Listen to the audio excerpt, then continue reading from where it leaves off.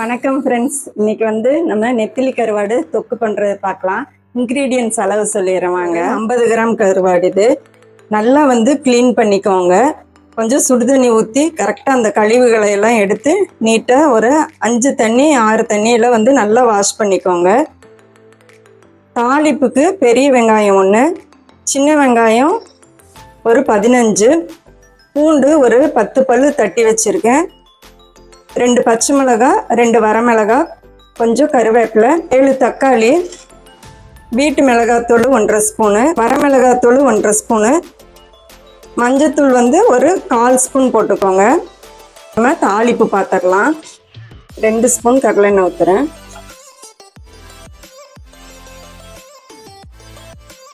கடுகு உளுந்து இந்த ஸ்பூனில் 1 ஸ்பூன் போடுறேன். கடுகு அந்த பொரிஞ்ச சவுண்ட் அடங்கினோன்னு அடுத்த விஷயம் போடுங்க, இல்லாட்டி கசப்பு வந்துடும். கருவேப்பிலை போட்டுக்கலாம், பூண்டு போட்டுக்கலாம். பூண்டு கொஞ்சம் எண்ணெயில் வதங்கட்டும், அப்போ நல்லா இருக்கும். இந்த எண்ணெயில் அந்த ஃப்ளேவர் இறங்குறப்ப சூப்பராக இருக்கும். ஒரு 20 செகண்ட் பூண்டு நல்லா எண்ணெயில் கொஞ்சம் வதங்கினோன்னே நம்ம இந்த பச்சை மிளகாயும் வரமிளகாயும் போட்டுக்கலாம். பச்சை மிளகாய் வரமிளகாய் ஒரு 2 வதக்கிட்டு வெங்காயம் போட்டுக்கலாம். வெங்காயம் நல்லா ப்ரௌனிஷ் ஆகணும், அப்போ தான் அந்த தொக்குக்கு நல்லா இருக்கும் டேஸ்ட்டு. தொக்கு அப்படிங்கிறப்ப நம்ம கொஞ்சம் நல்லா டீப்பாக வதக்கினா தான் நல்லா இருக்கும். கொஞ்சம் ஹை ஃப்ளேம்லனாலும் கை விடாமல் வச்சு வதக்கி விடுங்க. வெங்காயம் பாருங்க, இந்த அளவு வதங்கினோன்னா நம்ம தக்காளி போட்டுக்கலாம். தக்காளி போட்டோன்னே நம்ம ஒரு 1/2 ஸ்பூன் கல்லுப்பு போட்டுக்கலாம். கருவாட்டிலையும் உப்பு இருக்கும், அதனால ஃபஸ்ட்டே கொஞ்சம் கம்மியாக போடுங்க. கருவாடு போட்டதுக்கப்புறம் ஒரு தடவை டேஸ்ட் பண்ணி பாருங்க, அப்போ உப்பு பத்தலைன்னா போட்டுக்கோங்க. தக்காளி நல்லா வதங்கட்டும். ஒரு 60% வதங்கினோன்னா நம்ம மசாலாவை போட்டுக்கலாம். லைட்டாக அந்த தோல் எண்ணெயில் நல்லா வதங்கி வரும் பாருங்க, அப்போ நம்ம இந்த மிளகாத்தூள்களை போட்டுக்கிட்டு கொஞ்சம் தண்ணி ஊற்றிட்டோம்னா கரெக்டாக இருக்கும். நல்லா பச்சை வாசம் போனோன்னு அதுக்கப்புறம் நம்ம இந்த கருவாடு போட்டுக்கலாம். இப்போ பாருங்க, நல்லா எண்ணெயில் தக்காளியும் வதங்கிடுச்சு. நம்ம இப்போ இந்த மசாலாகளை போட்டுக்கலாம்.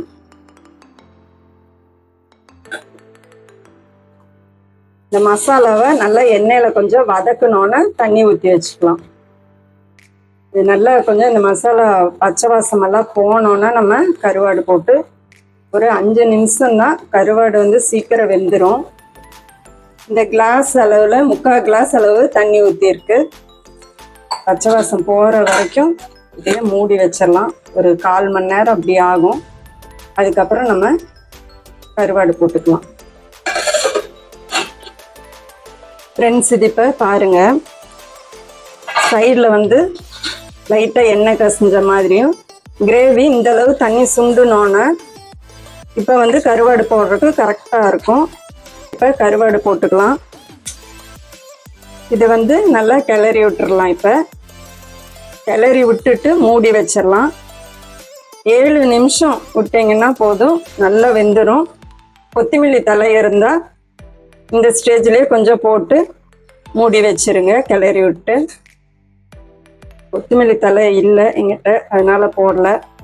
ஃபஸ்ட்டு நம்ம போடுறப்ப நல்லா இப்படி கிளறி விட்டுறலாம்.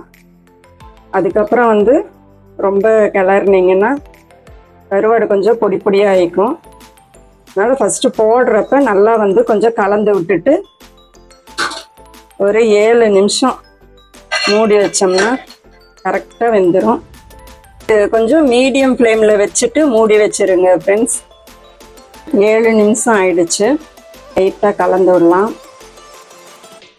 இந்தளவு கரெக்டாக இருக்கும் நம்ம சாதத்தில் போட்டு பிசைஞ்சு சாப்பிட்றதுக்கு.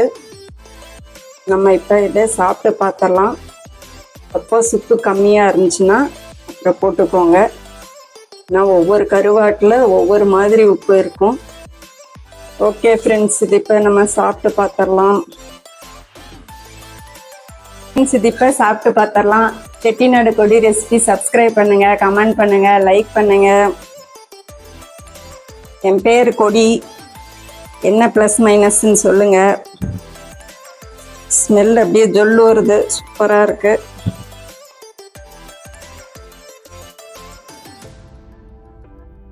சூப்பராக இருக்கு ஃப்ரெண்ட்ஸ். அளவு வந்து இன்க்ரீடியன்ஸ் அளவு பக்காவாக இருக்கு. இதே மாதிரி ட்ரை பண்ணிட்டு கமெண்ட்ல சொல்லுங்க. Thank you friends.